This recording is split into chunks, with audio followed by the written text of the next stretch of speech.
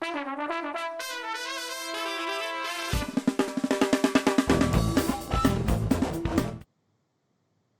back to another Boxscore Geek show. We just have to keep going, and good news is we have a special guest this week, Chris Ye, who you would recognize. I mean, at this point, Chris, you've lapped every other guest on the show. You'd be an honorary co-host if it weren't for the fact that you have your own podcast, which we are definitely going to discuss. And we're actually playing Chris Ball today, in that we don't have the full 3 hours we normally go. We have about 30 minutes. So I'll let you introduce yourself real quick, give you some accolades, and we'll jump right into Lakers, Bulls, and whatever else suits our fancy. Fantastic. So I am Chris Ye, the co-author of Blitzscaling and the co-author of The Alliance. And you can find out more about me at chrisye.com, and that's CHRISYEH.com. Yeah, and as always, I'm Dre Alvarez, a.k.a. Nerd Numbers most places. Usual co-host is Brian Foster, but Brian Foster in the, bench franchise killer, whatever that variant goes, Brian has cut himself from the team. So Brian will not be talking, but we will give you the salute, Brian, your jersey's in the rafters. Brian Foster, you can find on Twitter's Boxscore Brian. All right, like I said, we had 4 quick topics to go over because I'm actually going to do an audible, Brian. Apologies. I'm going to jump to just kind of what started this. I sent you kind of a story from Lakers Past, which I knew you would bite on because it's a story from Lakers Past, and that's what Chris does.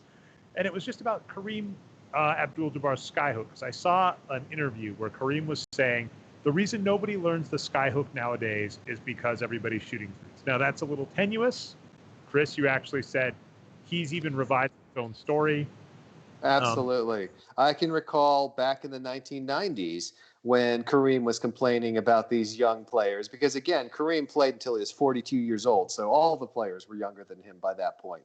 And he was saying all the young players want to do today is dunk. They don't want to learn the skyhook. So before he blamed the death of the skyhook on 3-pointers, he blamed it on the slam dunk.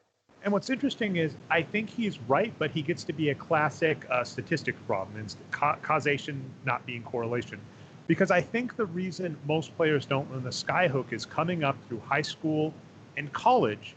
Most players that make the NBA are able to just dominate the competition so well that they have no reason to learn. Like, why would you bother learning the skyhook?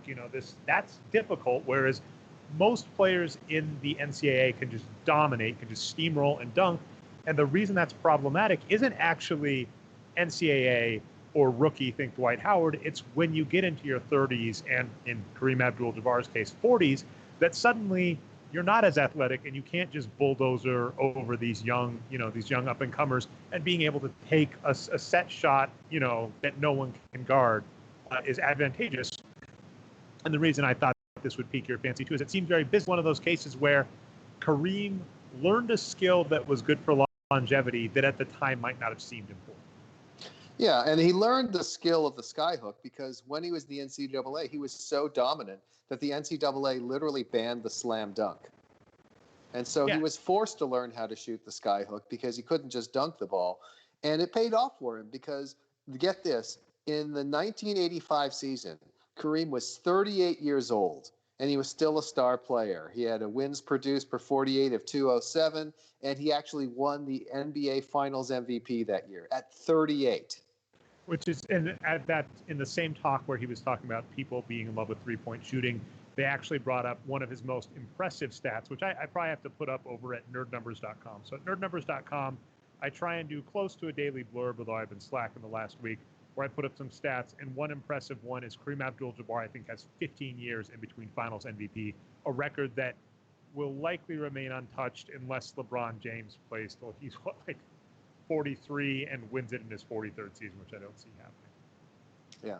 Kareem was an absolutely amazing player, vastly underappreciated these days. But if you really want to appreciate him, go check it out on the Boxscore Geeks, and then realize that what you're only looking at is the back half of Kareem's career, because he played from 1970 through 1977. Those were his prime years. And in those years, he was probably racking up 20-win seasons like there was no tomorrow. Absolutely. And actually, Brian, one thing I meant to put on a previous show, and I get to bring up here organically, is at nerdnumbers.com for April 6th. One of my blurbs, I called it the most official all-time NBA record. That one being Hakeem Olajuwon leads the NBA all-time in blocks. And unless something changes, unless they change the game to 5 quarters, that's not being touched. Because as an example, Dwight Howard is the closest person to him right now, and he has led the NBA in blocks multiple seasons. He is 1,700 blocks away from Akeem Olajuwon. Understand the top blockers in the NBA average about 3 a game, so that's about 250 a season. So, for perspective, however many years, right, that would be like another decade of play out of Dwight, who's already, close to retiring. But the thing about it is, Kareem Abdul-Jabbar is actually third all-time on the list, but they didn't record blocks for his first 5 seasons. And if you, not even extrapolation, just say, let's pretend Kareem blocked about half as good as he was blocking in his prime his first 5 seasons, he would still easily have the record. So the other part of Kareem Abdul-Jabbar's legacy is he is probably the all-time leader in blocks. Kind of, I think Wilt or Bill Russell probably really has it, but at least in the modern NBA, he has it. I'm sure Bill Simmons would insist that Bill Russell blocked more shots than any other player in NBA history. They just weren't counted. Which, I mean, might be true, but then, of course, I think the great Oscar Robertson's the one who kind of did this triple-double seasons is really the reason you had players like Oscar Robertson and Bill Russell in those days is just players were so bad. And the stats back this up. If you look at, like, having a scorer like Michael Jordan in the 60s was unheard of. There were like 2 players with true shooting percentages, about 50%. For those that forget, that's when you factor in threes and free throws. How efficient they're being, 50% is now bad in the NBA, average is 55%. And in the 1960s, Oscar Robertson, Wilt Chamberlain, and one other player who I feel bad that I'm forgetting their name, but one of the first players to do it, like, it's a lot like old school baseball where, a player getting 30 home runs in a season was unheard of. Probably the great Bob Pettit of St. Louis. Interesting. Yeah, I'll have to look that up. And he was pretty good, although I don't remember much more beyond that. All right. So I got that, and I was going to say, obviously, this is all the In Vogue. I will admit I haven't watched much of this, but of course, given its timeline, it's going to show up The Last Dance, the Michael Jordan approved documentary on the Chicago Bulls, with Dennis Rodman, the last three-peat. And the reason it kind of comes into our wheelhouse is really Michael Jordan's legacy was this close to being the Oklahoma City Thunder. So for those that don't remember, the Oklahoma City Thunder were the best team in the league, I believe, by SRS. That's point margin adjusted strength of schedule skill, which is a good metric to use. So they were the favorites in theory against the Miami Heat. They had, this is kind of nuts, I think, if you look at the MVP shares between James Harden, Kevin Durant, and Russell Westbrook, those 3 players have dominated, I think, gained 40% share of the MVP vote for, I think, the last decade at this point. So they had those 3 go into the finals, the favorites against the Heat. They lost 4-1, and then that team imploded. And for those that don't remember, the Bulls, they got their coronation by defeating the Magic Johnson-led Los Angeles Lakers in 1991. And it seems like a rout because it was a 4-1 victory, and I think Michael Jordan averaged some absurd number of points. Not close to Jerry West's, like, 38 points in a finals loss. That's another fun Laker bit of trivia, Chris, is like Jerry West's finals numbers never going to be touched.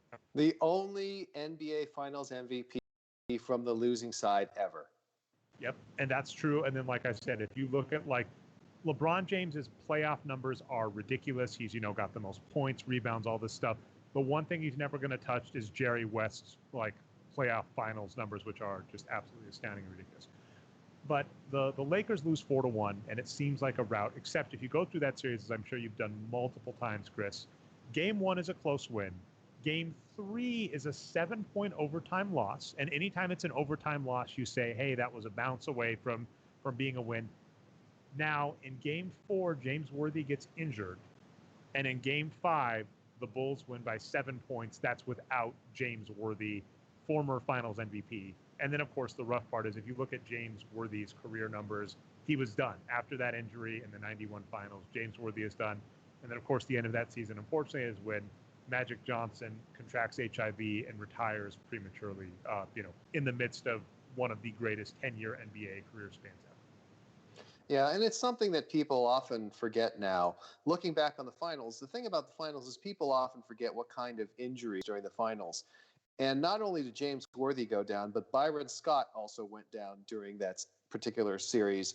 And by the end of the series, the Lakers were starting a guy named Tony Smith, who I've never heard of, actually, despite looking up. Rightly so, because Tony Smith did not play for very long in the NBA. I think they may have also started Terry Teagle. Tony Smith managed to hang on in the league for, a dozen years. He was always bad. He came close to being average one season with the Lakers, but it was just a guy that, again, a classic sort of Jerry West picked him up, late first round, early second round. Again, good value for that, but not the guy you want starting for your team in the NBA Finals. And then, of course, you're familiar with the same thing, as I think I always, throw a little salt on you, and I think I've gotten you with this 20 times when we bring up the 2004 Finals, and I'm not going to mess up the pronunciation of his name, but I've heard you scream this player's name like 4 times. That's right. The Lakers, because of the injury to Karl Malone, they ended up playing against Rasheed Wallace and Ben Wallace. They ended up playing a combination of Luke Wallace, very undersized. He's a small forward, not a power forward. And then Slava Medvedenko. All right. And I was going to say, the one thing I'm kind of appreciating about The Last Dance, though, irrespective, we'll leave the Lakers alone, though, is it is getting more love for Dennis Rodman and I think Scottie Pippen. A fun bit of trivia that I actually need to write an article about is I think Scottie Pippen, if you look at his numbers with Michael Jordan in finals, in, obviously championship seasons, but final seasons, right? If you look at Scottie Pippen's cumulative numbers in those seasons, I think they trump every star player put together in LeBron James's career in his finals runs. Now, of course, one thing I was laughing at is I said something like Scottie Pippen is better than all of LeBron James's support in his finals runs. And people said, are you kidding? Shaquille O'Neal, Ray Allen, Anthony Davis, I think Kyrie Irving, Chris Bosh. He had all these MVP players or Hall of Fame players playing next to him. And I was like, it takes an awful lot of guts to call, 2007 Shaquille O'Neal with the Cleveland Cavaliers? 2008, right? 2008 Shaquille O'Neal. That's right.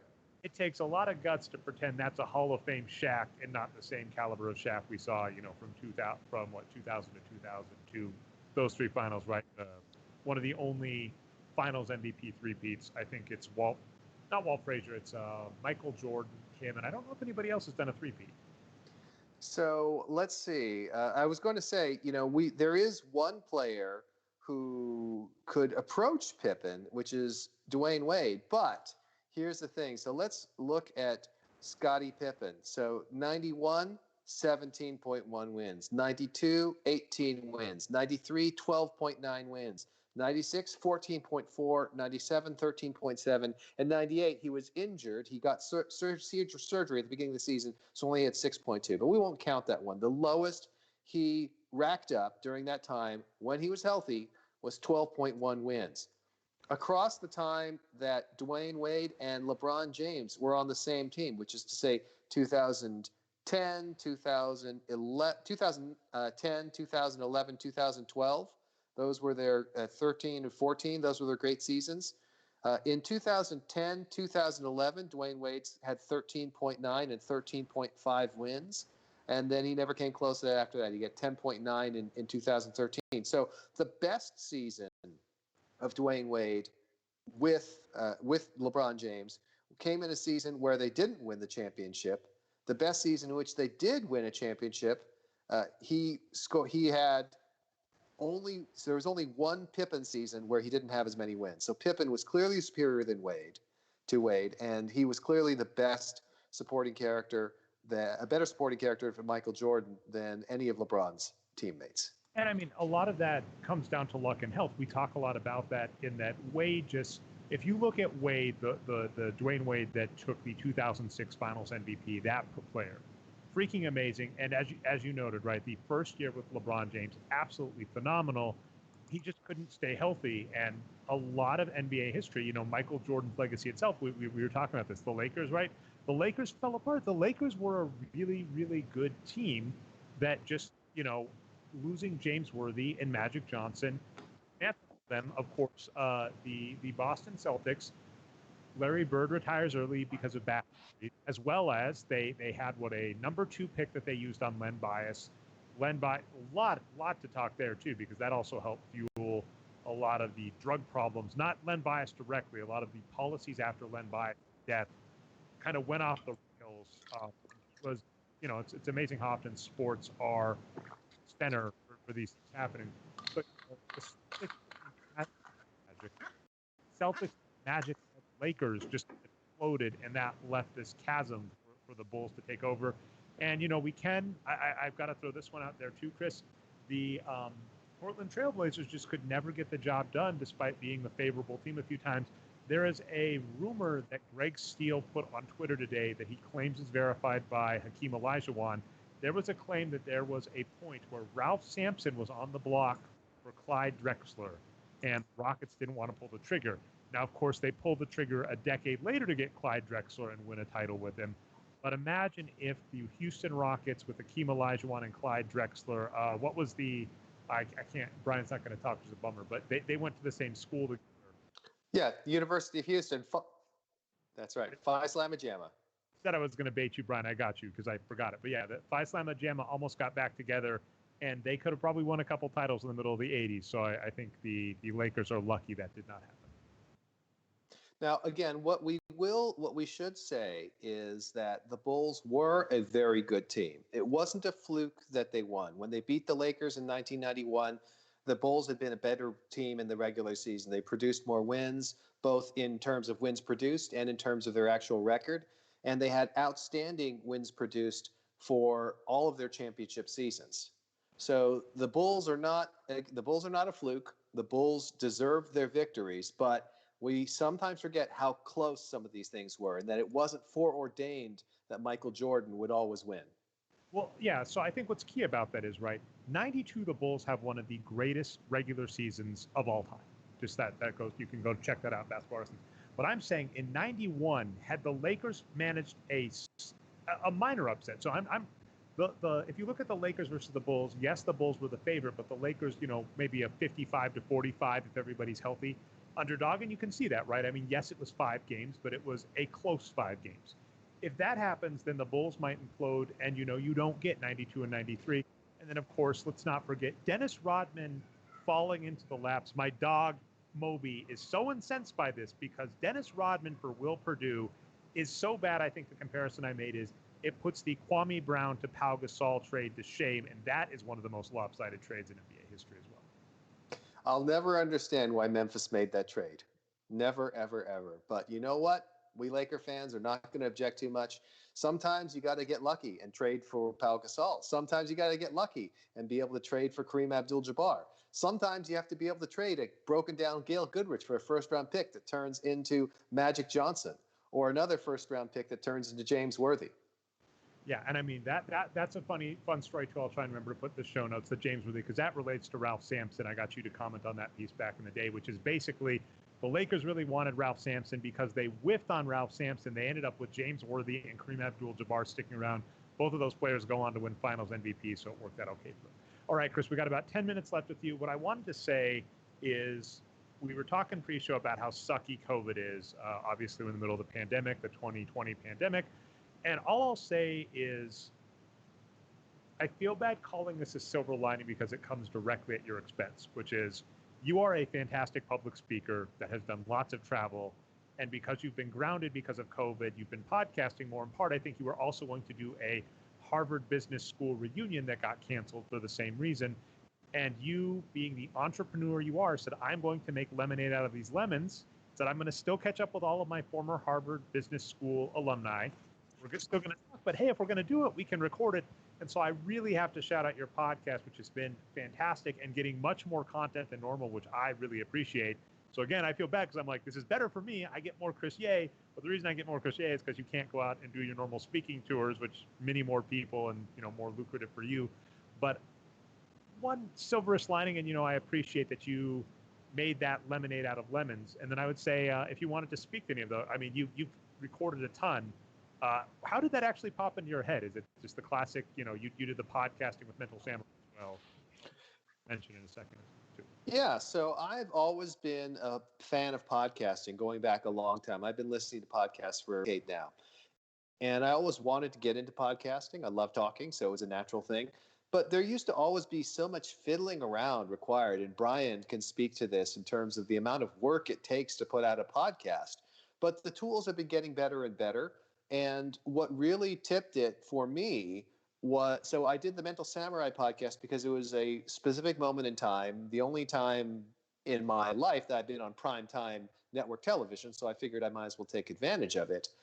But then the reason I began broadcasting more recently is because the tools have really caught up. So, first of all, I first began podcasting because of Anchor.fm, because it made podcasting as easy as blogging for the first time or close. But Anchor.fm, the thing about Anchor.fm is if you listen to some of the early podcast episodes I have, which are very short, some of them I record from my car and everything like that, the audio quality is pretty bad. And so if I wanted to podcast, I still needed to have, say, be there in person, have a snowball microphone, and really do a bunch of work. Like the Mental Samurai podcast, I used something called Zencaster, and I'd have to later do a bunch of editing to synchronize the audio tracks. But what I've done recently is I've just been using Zoom. And this is a case where, again, the pandemic has driven this. So because of the pandemic, everyone knows how to use Zoom. And what Zoom allows me to do is to record a conversation where they do actually a pretty good job of the audio. And more importantly, the tracks are perfectly synchronized. So they mix it into a single mono track. Everything's already synchronized. And as a result, the Mental Samurai podcast would take probably about an hour or so of editing for me to actually get them ready to broadcast. Whereas with the Zoom recordings I'm doing now, it may take 5 minutes to trim out the front and the back and maybe one or two places in the middle. And then I'm done and I publish it. So that's what has allowed me to do it. The tools have gotten better. And because everyone uses Zoom now, I can just use Zoom as a standard for everything. That's awesome. And I would say, yeah, definitely if you haven't already, check out the Chris Ye podcast. I know you're on the standard thing. So if you do a search for it, I used Downcast as my tool of choice because it lets you listen. I think they've gone up to 3x. I haven't quite done that. I listened to you twice as fast, Chris. You sound a little slow today. Nothing you've done, just you at 2x speed. But you can find it on any RSS aggregator. I believe it's in iTunes. I'm not sure, Stitcher, whatever. The Chris Ye podcast. And yeah, you have some fantastic Harvard Business School alum. And then, of course, if you go back in time and check out the Mental Samurai, those are some of my favorite. The nurse, or not, apologies. I always want to say Nurse Jackie. I'm sure she gets this all the time. Dr. Jackie. Called Nurse Jackie, and it was one of my wife's favorites. But Dr. Jackie Boehm, I believe that's how you say her last name. That's right. And Dr. Jackie, by the way, is working hard out there in Boston. She is helping patients every day. And in addition, she's working on a project where they have figured out a way to take scuba masks and retrofit them as personal protective equipment for medical personnel. So check that out as well. Yeah, I don't want to spoil this season too much. I can't remember if that episode has aired because Mental Samurai, a hit television show with Rob Lowe, reality TV show, game show, where you try and go against the clock and answer 12 trivia questions 12 trivia questions in under 5 minutes while being slung around in a mental gyroscope. The closest you can get for Mensa nerds to be star athletes, Chris. And you competed on it. I don't want to give any spoilers, and I don't remember if Dr. Jackie's episode has aired yet. Hasn't aired yet, but it's coming up. It's coming up, and after you watch that, you definitely should listen to the Chris Ye podcast episode with her.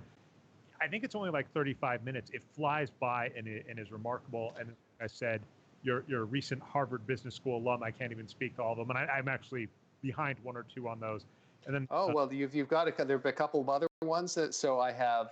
I've just interviewed. I've done a 2-part series. The first one's already out. The second one's out coming soon with my friend Patty McCord, who is the former chief talent officer of Netflix. She ran talent and HR for that company for 14 years from the very beginning until long after it was public.